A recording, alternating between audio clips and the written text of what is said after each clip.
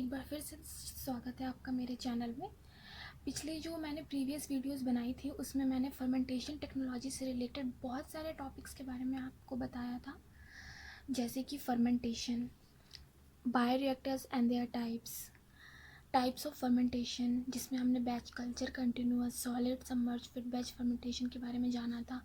हमने basic design of fermenter भी देखा था, फैक्टर अफेक्टिंग फर्मेंटर डिज़ाइन भी देखा था, हमने प्राइमरी एंड सेकेंडरी स्क्रीनिंग भी की थी, स्टेन डिप इम्प्रूवमेंट भी हमने कर लिया था, इंडस्ट्रियल स्टरलाइजेशन प्रोसेस भी हमने कर लिया था, हमने स्केल अप भी कर लिया था। अब हमारा सिर्फ 2 टॉपिक बचा था, इनोकुलम डेवलपमेंट और production of methods of alcohol, citric acid, penicillin, glutamic acid, amylase, protease, cyanocobalamin. तो आज हम करेंगे इनोकुलम डेवलपमेंट और कल से मैं प्रोडक्शन मेथड्स ऑफ अल्कोहल और ये सब शुरू कर दूँगी। तो आज हम इनोकुलम डेवलपमेंट देखते हैं, जो कि काफ़ी इजी टॉपिक है। इनोकुलम डेवलपमेंट, सबसे पहले तो इनोकुलम क्या होता है? तो इनोकुलम एक्चुअली मिक्सचर होता है माइक्रो ऑर्गेनिज्म का उसके न्यूट्रिएंट मीडियम के साथ, मतलब micro organism along with their nutrient medium is collectively known as inoculum. तो हम डिफिनीशन एक बार मैं रीड कर देती हूँ। Inoculum is the mixture of microbes along with media in which it is growing. इसका हिंदी में मीनिंग होता है जोरन। जो हम लोग दही जमाने के लिए जो हम थोड़ी सी दही निकाल लेते हैं और फिर हम उसको दूध में डालते हैं, तो एक्चुअली उसकी प्रिंसिपल ये होती है कि जो जोरन होता है उसमें बैक्टीरिया, जो कि लैक्टोबैसिलस बैक्टीरिया जो होता है, और उसके साथ में जो उसकी न्यूट्रिएंट मीडियम रहती है उसकी, वो दोनों को हम दूध में डाल देते हैं। फिर हम उसे दूध में भी उसे वो काफ़ी उसे वो न्यूट्रिएंट मिल जाते हैं जो उसकी मेटाबॉलिक एक्टिविटी के लिए काफ़ी सही है, जिससे उनकी मेटाबॉलिक एक्टिविटी अच्छे से हो पाती है। उसकी वजह से वो डिवाइड करने लगते हैं दूध में, और डिवाइड करने के क्रम में, ग्रो करने के क्रम में वो अपनी मेटाबॉलिक एक्टिविटीज़ करते हैं, और मेटाबॉलिक एक्टिविटीज़ के दौरान वो बहुत सारे ऐसे प्रोडक्ट निकालते हैं जिसकी वजह से हमारा दही बनता है ना। अब है कि इनोकुलम डेवलपमेंट, जो हमारा टॉपिक है, इस टॉपिक का मीनिंग क्या है? तो inoculum actually the preparation of micro organism from A dormant stock culture to an active stage of growth that is suitable for inoculation is called inoculum development. Inoculum development क्या एक preparation है कि हमने कोई भी डॉर्मेंट स्टॉक कल्चर, मतलब कोई भी इनएक्टिव स्ट्रेन ऑफ बैक्टीरिया को जब हम एक्टिव स्टेज में लाते हैं ताकि उनका हम कल्चरिंग करा सके और उनको एज ए इनोकुलम में हम यूज़ कर सके दूसरे फर्मेंटेशन प्रोसेस के लिए, तो इस प्रोसेस को, इस प्रिपरेशन को हम इनोकुलम डेवलपमेंट बोलते हैं। अब ये क्या है, कैसे है, अगर अब ये हम अच्छे से आगे आप पढ़ते जाओगे तो आपको समझ में आएगा। एक नोट भी है मैंने बनाया है कि before developing inoculum for industrial use we must have to preserve the high yielding strain of micro organism to maintain the strain as long as possible without cell division. हम कोई भी स्ट्रेन ऑफ बैक्टीरिया को जब हम inoculum use करते हैं तो सबसे पहले होता है कि हम उसको, जैसे कि कोई भी फर्मेंटेशन प्रोसेस हम कराते हैं, फिर देखते हैं कि ये स्ट्रेन ऑफ बैक्टीरिया बहुत अच्छे से अपनी मेटाबॉलिक पाथवे कर रहा है, इसकी क्वालिटी, इसकी time duration of giving metabolic products is very high, quality अच्छी है, क्वांटिटी अच्छी है, तो हम उस क्या करते हैं, हम उस स्ट्रेन ऑफ बैक्टीरिया को प्रिजर्व कर लेते हैं ताकि हम उसका फर्दर यूज़ कर पाए। हम उसको प्रिजर्व कर लेते हैं और फिर जब हमें फर्मेंटेशन प्रोसेस करानी रहती है तो हम उनको एक्टिव स्टेज में चेंज करते हैं ताकि हम उसको एज इनोकुलम यूज़ कर पाए दूसरे फर्मेंटेशन प्रोसेस में। और जब हम प्रिजर्व कराते हैं तो प्रिजर्व कराने में हम इस चीज़ का ध्यान रखते हैं कि वो डिवाइड ना हो। उसके बाद से तो जो भी हमारा इनोकुलम डेवलपमेंट होता है वो इस चीज़ पे बेस्ड होता है कि उसकी जो स्टॉक ऑफ बैक्टीरिया है, जो डॉर्मेंट कल्चर है अपना, जिसको हमने प्रिजर्व किया है, वो किस कंडीशन में प्रिजर्व किया गया है, इस चीज़ पे डिपेंड करता है कि इनोकुलम हम कैसे प्रिपेयर करेंगे। तो जो डिफरेंट मेथड्स ऑफ प्रिजर्वेशन है वो है कि हम लिक्विड मीडियम कल्चर में उन बैक्टीरिया को, उस स्ट्रेन ऑफ बैक्टीरिया को 2 से 6 डिग्री सेल्सियस पर कल्चर करें, स्टोर करें। उसके बाद से है दूसरा है कि हम उसको स्टोर करें फ्रीजिंग करके -18 डिग्री सेल्सियस से -80 डिग्री सेल्सियस पे, और ये स्लो रेट से होना चाहिए। फिर है तीसरा है कि हम इसको लिक्विड नाइट्रोजन में -196 डिग्री सेल्सियस पे हम इसको स्टोर करें। ये बहुत वाइडली यूज्ड प्रोसेस है storage of strain of bacteria के लिए, क्योंकि इस प्रोसेस के थ्रू जब हम स्ट्रेनिंग कराते हैं, जब हम प्रिजर्व कराते हैं, तो माइक्रो ऑर्गेनिज्म जो है उनकी मेटाबॉलिक पाथवे में कोई डिफरेंस नहीं आता, कोई उनकी रेट स्लो नहीं होती, और ना ही उनके सेल या फिर उनकी किसी भी मेम्ब्रेन को कोई हानि पहुंचती है। स्टोरेज बाय लियोफाइलाइजेशन, ये फ्रीज डाइंग होता है, मतलब इसमें कोई भी मॉइस्चर या वाटर वेपर इन्वॉल्व नहीं होता है, बिल्कुल सूखा होता है ये, मतलब सूखा और ठंडा दोनों। इस तरह के प्रिजर्वेशन को हम थोड़ा अवॉइड करते हैं, क्योंकि इससे बहुत सारे बैक्टीरिया की सेल मेम्ब्रेन भी कभी कभी डिस्ट्रॉयड हो जाती है। फिर है जो प्रिजर्व्ड स्ट्रेन है उनको हम लोग मास्टर स्ट्रेन बोलते हैं, जो हमने प्रिजर्व किया। और जब हम उस मास्टर स्ट्रेन से, उस प्रिजर्व्ड स्ट्रेन से हम एक्टिव स्टेज में चेंज करते हैं, ताकि हम अपना इनोकुलेशन बना पाए, उस वर्किंग स्ट्रेन से हम अपना इनोकुलेशन तैयार करें, ताकि हम फर्मेंटेशन प्रोसेस में यूज़ कर पाए। तो उस स्ट्रेन को हम बोलते हैं वर्किंग स्ट्रेन, जो कि हमारा मास्टर स्ट्रेन से ही बनता है। अब आता है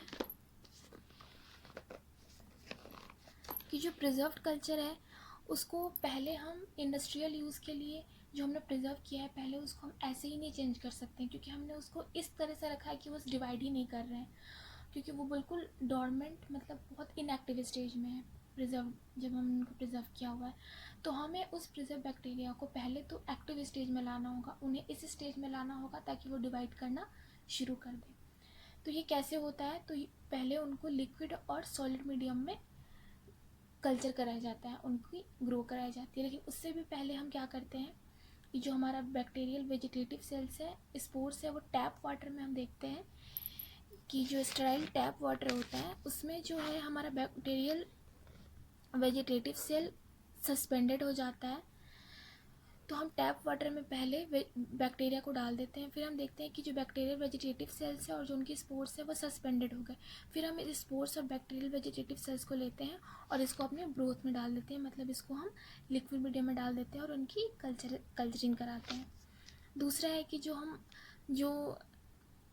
वो बैक्टीरिया, वो फंजाई जिनके स्पोर्स ही नहीं है, तो हम उस टाइम पे उनका हाइफे लेते हैं, उसको हम पहले फ्रेगमेंटेड करते हैं, उनको अलग अलग पार्ट्स में तोड़ते हैं उसके हाइफे को, और फिर हम उसको ट्रांसफ़र कर देते हैं अपने मीडियम में, जो भी सॉलिड मीडियम हमने लिया है या फिर लिक्विड मीडियम लिया है।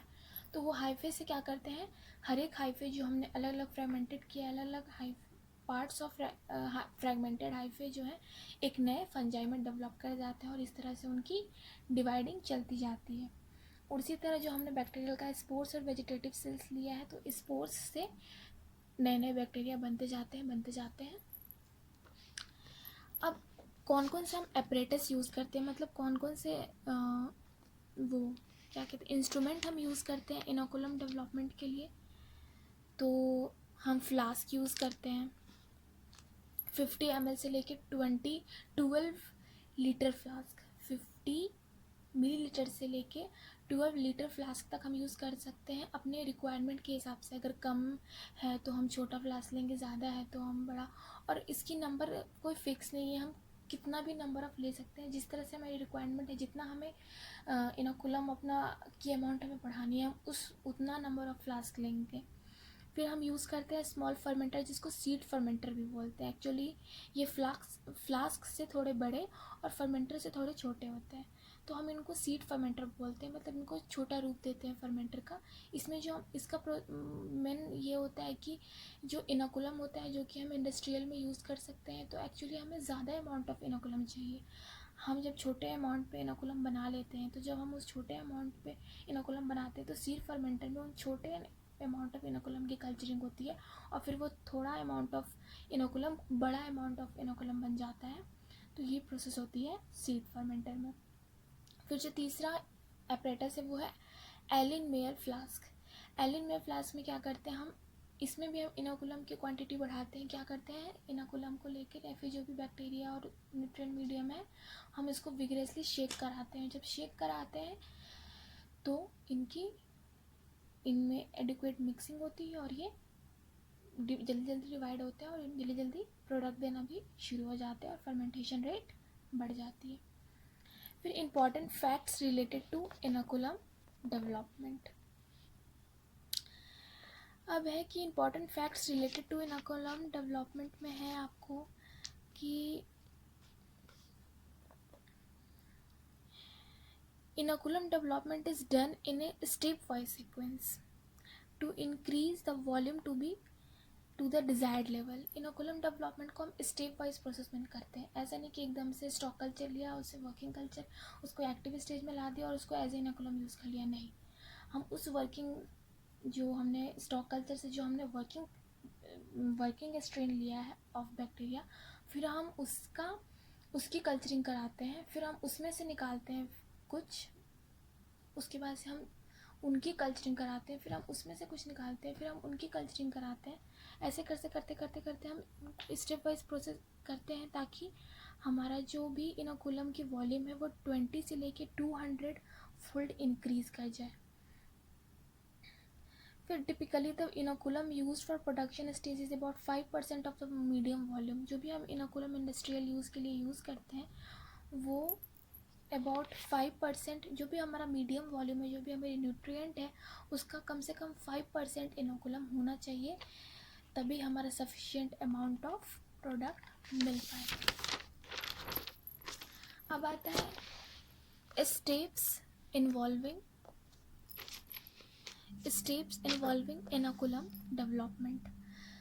तो स्टेप है, इसको मैंने फ्लो चार्ट में समझाया है ताकि अच्छे से समझ में आए। स्टॉक कल्चर, जो कि हमारा इनएक्टिव स्टेज में, जो कि हमारा प्रिजर्व्ड स्ट्रेन है, हम उसको बोल रहे हैं स्टॉक कल्चर, जिसको हमने स्टॉक करके स्टोर करके रखा है।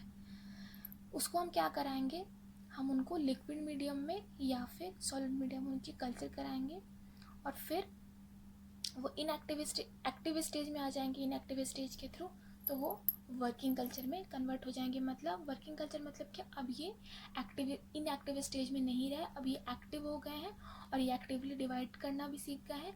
अब हम इनसे इनोकुलम की प्रिपरेशन स्टार्ट करेंगे। हम इस वर्किंग कल्चर से 30 ml निकालेंगे और अपने फ्लास्क में डाल देंगे। उसके बाद से हम उन्हें रोटेटरी शेकर में रखेंगे और उन्हें शेक करेंगे लगभग 5 दिन तक 30 डिग्री सेल्सियस टेम्परेचर पे। तो उनकी अमाउंट बढ़ेगी, वो डिवाइड होंगे, वो ज़्यादा अमाउंट में हो जाएंगे। फिर हम उसमें से क्या करेंगे, 30 ml निकालेंगे, क्योंकि अब वो 30 ml थे पहले स्टार्टिंग में। और फिर हमने क्या किया, हम उन्हें 5 दिन के लिए रोटेटरी शेकर में छोड़ दिया उसे शेक करने के लिए। फिर हमने 5 दिन बाद उनकी अमाउंट ऑब्वियसली बड़ी ज़्यादा हो गई होगी, नहीं भी तो डबल ट्रिपल तो ज़रूर हो गई होगी। तो 60 ml था तो मे भी हो सकता है कि 90 हो गई हो, 150 हो गई हो, या फिर उससे भी ज़्यादा हो गई हो। उनके डिवाइडिंग रेट के हिसाब से कि कौन सा ऑर्गेनिज्म किस हद तक वो डिवाइड करता है, उसकी रेट क्या है। उसके बाद हम जो भी हमारा 5 के बाद जो भी हमारा जितने भी क्वांटिटी में हमारा बनेगा हमारा जो कल्चर, उसमें से हम फिर 30 ml निकाल लेंगे और फिर हम दूसरे फ्लास्क में डालेंगे जिसमें कि 300 ml न्यूट्रिएंट मीडियम है।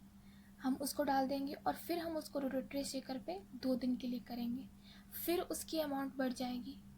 फिर हम क्या करेंगे, उसमें से हम फिर निकालेंगे 1.5 लीटर्स और अपने तीसरे फ्लास्क या फिर स्टील जार फर्मेंटर में डाल देंगे, जिसमें कि 15 लीटर न्यूट्रिएंट मीडियम हमारा है। उसके बाद हम उसको निकालेंगे नहीं, हम उसी फर्मेंटर में क्या करेंगे, एजिटेशन करवाएंगे, हवा देंगे, 30 डिग्री सेल्सियस तक उसको छोड़ देंगे, उसको पूरा इवनली डिस्ट्रीब्यूट कराएंगे, उसकी मिक्सिंग कराएंगे, उसको एजिटेट कराएंगे, उसकी एरेशन कराएंगे। 15 लीटर पर मिनट के हिसाब से उनकी एरेशन, उसको हवा मिलना चाहिए, एजिटेशन की एडुकेट मिक्सिंग हो रही है कि नहीं, तो 250 रोटेशन पर मिनट होना चाहिए। और 2 दिन तक 30 डिग्री सेल्सियस पर हम ये काम करेंगे तो उनकी अमाउंट खुद ब खुद बढ़ जाएगी। फिर हम क्या करेंगे, उसमें से फिर हम 15 लीटर निकालेंगे और फिर हम अपने चौथे फर्मेंटर में डालेंगे, फ्लास्क या फिर फर्मेंटर में डालेंगे, जिसमें कि 60 लीटर ऑफ न्यूट्रिएंट मीडियम है। सीड मीडियम जो हम बार बार यूज़ कर रहे हैं, मतलब कि हमारा जो नॉर्मल मीडियम है जिसमें हमने अपना इनोकुलम बनाना, अपना न्यूट्रिएंट मीडियम जो हमें स्टॉक कल्चर इनोकुलम का मतलब होता है कि bacteria along with their nutrient medium. तो जो स्टार्टिंग से जिस मीडियम में हम उनकी कल्चरिंग करा रहे हैं, तो हर स्टेप में सेम मीडिया यूज़ करनी चाहिए। ऐसा नहीं कि जो हमने पहले 2 स्टेप्स लिए थे उसमें हमने लिक्विड मीडियम में ग्रो कराया था और अब हम सॉलिड मीडियम में अचानक से कराने लगे, ऐसा नहीं है। अगर हम सॉलिड मीडियम ले रहे हैं तो हम सॉलिड मीडियम में ग्रो कराएंगे, और हम लिक्विड मीडियम में स्टार्टिंग से ले रहे हैं तो हम लिक्विड मीडियम में ग्रो कराएंगे। जो जिसमें भी उनकी एबिलिटी होगी ग्रो करने की, हम वही लेंगे, हम चेंज नहीं करेंगे। और नहीं हम सबस्ट्रेट चेंज करेंगे, नहीं न्यूट्रिएंट मीडियम से कोई का कॉम्पोजिशन और किसी की भी रेट चेंज करेंगे। तो फिर हम कहाँ थे, हाँ, तो फिर हम जो यहाँ पे 15 लीटर ऑफ लेंगे, जो हमारा थर्ड फ्लास्क था उसमें से हम 15 लीटर्स और लेंगे कल्चर, और फिर हम उसको अपने चौथे फर्मेंटर में डालेंगे जिसमें कि 60 लीटर ऑफ न्यूट्रिएंट मीडियम है हमारा पहले से। फिर हम उसको एरेशन देंगे, तो अब की बार हम 60 लीटर पर मिनट देंगे और 150 रोटेशन पर मिनट करवाएंगे 2 दिन के लिए 30 डिग्री सेल्सियस पे। फिर उनकी ग्रोथ बढ़ेगी, उनकी और वो अमाउंट में, क्वांटिटी में बढ़ेंगे। फिर हम क्या करेंगे, उसमें से हम 60 लीटर निकालेंगे और फिर हम अपने 5वें फर्मेंटर में डालेंगे जिसमें कि 60 लीटर ऑफ फर्मेंटेशन मीडियम पहले से न्यूट्रिएंट मीडियम प्रेजेंट है। फिर हम उसकी एरेशन कराएंगे, एजिटेशन कराएंगे और 4 से 5 दिन के लिए उसको 30 डिग्री सेल्सियस पे छोड़ देंगे। फिर उसकी अमाउंट बढ़ेगी और फाइनली हमारा इनोकुलम जो है इंडस्ट्रियल प्रोसेस के लिए बन के तैयार हो जाएगा। लेकिन इस बात का ध्यान रखना है कि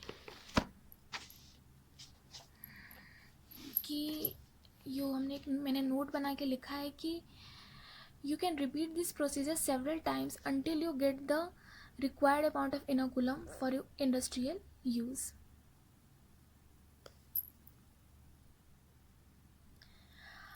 तुम जो हो अपने हिसाब से, मतलब तुम्हें इंडस्ट्रियल प्रोडक्शन के लिए जितने भी चाहिए तुम्हें इनोकुलम, मतलब अगर तुम्हें हाई अमाउंट ऑफ प्रोडक्शन करना है तो उसके लिए जो हमारा इनोकुलम है वो भी हाई अमाउंट में होना चाहिए। मतलब एकदम ऐसे नहीं कि हम थोड़ा सा ले लिए तो इतना हुआ, ठीक है, पर अगर हम इतना लेंगे तो ऑब्वियसली उसका डबल होगा। तो हम उस हिसाब से इंडस्ट्रियल में, क्योंकि हर चीज़ बहुत लार्ज स्केल पे उसकी हर चीज़ की प्रोडक्शन होती है, तो इंडस्ट्रियल के हिसाब से अगर हम लेबोरेटरी में बना रहे हैं तो हम छोटे पैमाने पे इनोकुलम बनाएंगे, और जब हम बड़े इंडस्ट्रियल प्रोसेस में यूज़ करेंगे, जब लार्ज स्केल पे हमें प्रोडक्शन करवानी है जिस जगह पे, वहाँ पे इनोकुलम भी ज़्यादा होना चाहिए। तो वही है कि इस जो प्रोसेस है, जो स्टेप बाय स्टेप है कि हर कल्चर से हम निकाल रहे हैं और फिर दूसरे कल्चर में उसकी कल्चरिंग करा रहे हैं, फिर उसे छोड़ रहे हैं, फिर उनकी ग्रोथ को होने दे रहे हैं, फिर हम उसमें से निकाल रहे हैं। तो ऐसे ऐसे करते करते हमारी क्वांटिटी बढ़ रही है। तो हम अपने हिसाब से, अगर हमें इतनी ही क्वांटिटी चाहिए तो हम उसी स्टेप पे रोक सकते हैं, बट हमें ज़्यादा चाहिए तो हम इंक्रीज़ भी कर सकते हैं। फिर एक जनरलाइज फर्मेंटेशन प्रोसेस में इनोकुलम का बहुत बड़ा रोल होता है, उसका क्या रोल होता है, और एक जनरलाइज फर्मेंटेशन प्रोसेस में क्या क्या प्रोसीजर्स होते हैं। वो होता है कि सबसे पहले जो स्टॉक कल्चर है, प्रिजर्व्ड कल्चर है, उससे हम अपना इनोकुलम बनाते हैं। कैसे बनाते हैं हम देख चुके हैं। फिर हम उस इनोकुलम को इंडस्ट्रियल यूज़ के लिए उसको बड़े पैमाने पर, उसको लार्ज क्वांटिटी में करते हैं, उसके लिए हम सीड फर्मेंटर यूज़ करते हैं। फिर हम उस सीड फर्मेंटर से जो भी हमारा इनोकुलम निकला हम उसको बायोरिएक्टर, मतलब अपने फर्मेंटर में डालते हैं। फिर जो हमारा जो कल्चरल फ्लूड है, मतलब जो हमारा प्रोडक्ट निकला है, उसको हम क्या करते हैं, डाउन स्ट्रीम प्रोसेसिंग होती है उसकी। डाउन स्ट्रीम प्रोसेसिंग में क्या होती है कि डाउन स्ट्रीम प्रोसेसिंग में हमारी प्यूरिफिकेशन होती है, क्रिस्टलाइजेशन होती है, फिल्ट्रेशन होती है।